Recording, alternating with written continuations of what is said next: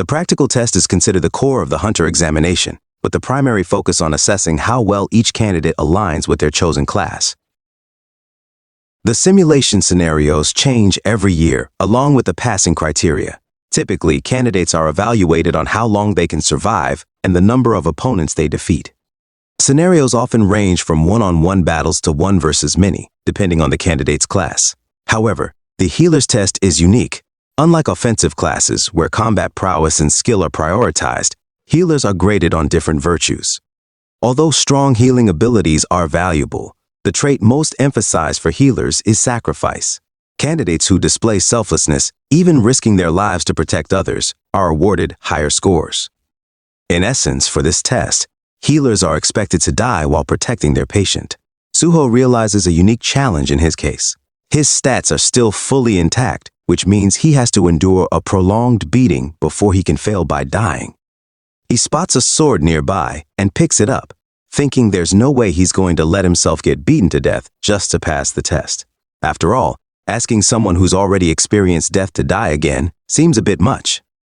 Suddenly, he hears screams echoing through the scenario, a cacophony of pleas for help from various directions. In reality, the simulated environment is filled with corpses, the aftermath of an unseen catastrophe. Suho approaches a trembling woman and asks if she's all right. Terrified, she warns that the monsters will return and urges him to run before they come back. Suho quickly deduces that his test mission is to protect her at all costs until the end. Reassuring her, he tells her not to worry, promising that the rescue team will arrive soon and that he'll keep her safe. Until then. Standing guard before her, Suho steels himself for the trial ahead. Meanwhile, in the practical exam area outside the simulation, another test taker exits his capsule. The exhausted examinee, visibly disappointed, remarks that he could have done more. The examiner thanks him for his efforts and directs him to collect his belongings and head home. The examinee, identified as Kang Jin Young, an archer, logs a time of 9 minutes and 4 seconds. Observing the low score, the examiner notes that the difficulty level this season seems unusually high. Just then, Director Shin arrives quietly. Observing the results, the examiner greets him, surprised at how long he's been monitoring the test. Director Shin replied that Suho had been in the test for over 30 minutes, surprising the examiner, who moved closer to check the timer herself. She confirmed that it indeed had been 30 minutes, clearly impressed. She commented that Suho was a skilled fighter and asked if he was a warrior. Shin informed her that Suho was in fact a healer. The examiner jokingly remarked that frequent lying could be a sickness, to which Shin insisted he was telling the truth. As they watched Suho on the screen, she noticed him wielding a sword and doubted Shin's claim. Shin encouraged her to take a closer look, and as Suho used a healing skill, she realized he truly was a healer.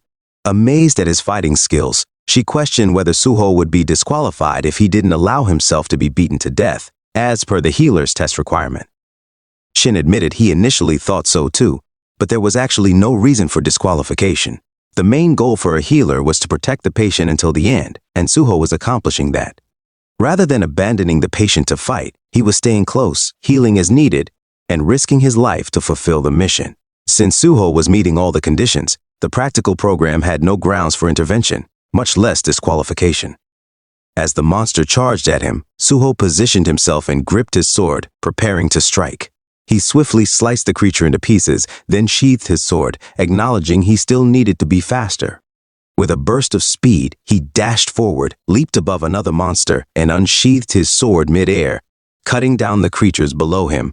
Moving with precision, he attacked and eliminated each monster one by one, swiftly reducing them to pieces before sheathing his sword once more. At that moment, a system notification appeared, recognizing his high level of proficiency in the skill footplay and congratulating him on mastering it. Suho considered how, despite this being virtual reality, the system's monitoring meant that his movements could be fully registered.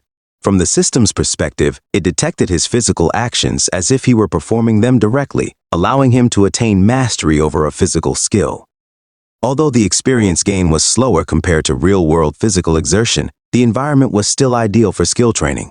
Beyond his swordsmanship, Suho had acquired various other skills, upgrading all his sword techniques to an impressive rank. While this didn't yield experience points or items, it was satisfying nonetheless. if he continued to acquire and elevate all basic swordsmanship-related skills to a rank or higher, he might unlock a powerful technique like Park Young's Dragon Sword technique. Another system prompt appeared, noting that Suho's understanding of swordsmanship surpassed that of anyone else, which impressed the system. It offered him the chance to register a new swordsmanship skill by integrating basic sword techniques and footplay, with a unique rank assigned to it and the opportunity to name it himself. Suho, feeling a sense of accomplishment, decided on a name for his technique, the Guardian Sword. The system prompts Suho to confirm if Guardian Sword is the correct name for his newly created swordsmanship skill, to which he agrees. The system then congratulates him, acknowledging his supreme mastery in creating a unique skill. The sigil of Guardian Sword appears, and the system announces that he has crafted the Guardian Sword skill at rank S, enhancing the effects of his existing swordsmanship and footwork skills by 50%. In recognition of his remarkable achievement, the system grants him 10 bonus stat points and expresses hope that he will continue on his path as a swordsman. As a further reward, he is granted sword mastery at rank S, a privilege awarded only to those with a profound understanding of swordsmanship. The sword mastery skill lifts all acquisition and usage restrictions on swordsmanship skills and swords, increasing the effectiveness of all swordsmanship skills by an additional 50%. Suho reflects that in his previous life, it took over a decade to achieve this level of mastery, but with his knowledge now, the path has been far quicker. He realizes this newfound skill will significantly increase his value as a hunter.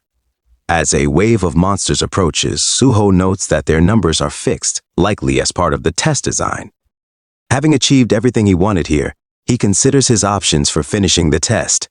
He can either let himself be overwhelmed by the monsters or eliminate them all. For him, the answer is clear. He'll defeat every last one of them. Back in the test observation area, onlookers stare at Suho's results in disbelief. They marvel at his accomplishment, astonished that he managed to defeat every monster and still tend to the patient. This is the first time in the history of practical tests that something like this has occurred. The spectators agree that there's no point in even checking the rankings for this exam. Suho has clearly set a new standard.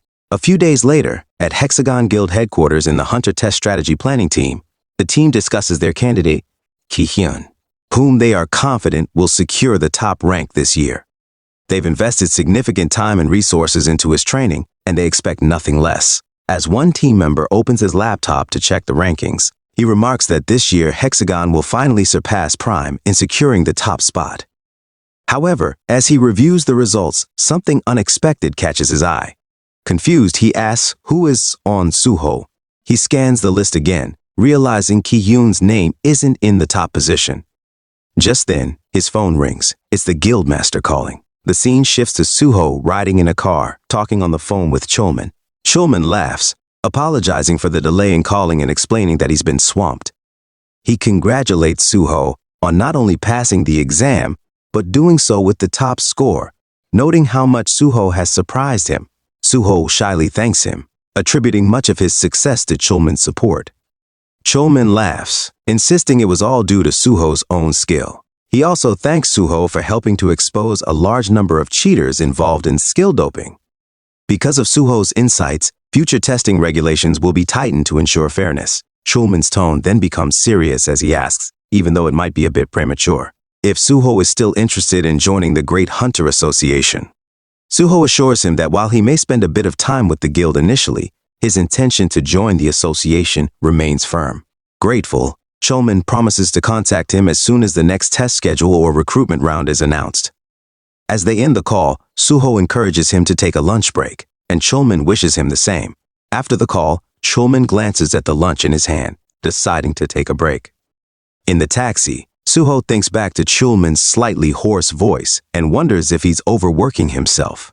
His thoughts are interrupted by another call, this time from Kim Soo-hae. She congratulates him on his success, informing him that the payment has been made per their agreement. Impressed by the efficiency of such a large organization, Suho compliments her on it. Taking the opportunity, Soo-hae brings up the topic of Suho joining the Nexus Guild. She assures him that he'd receive better treatment than at any other guild.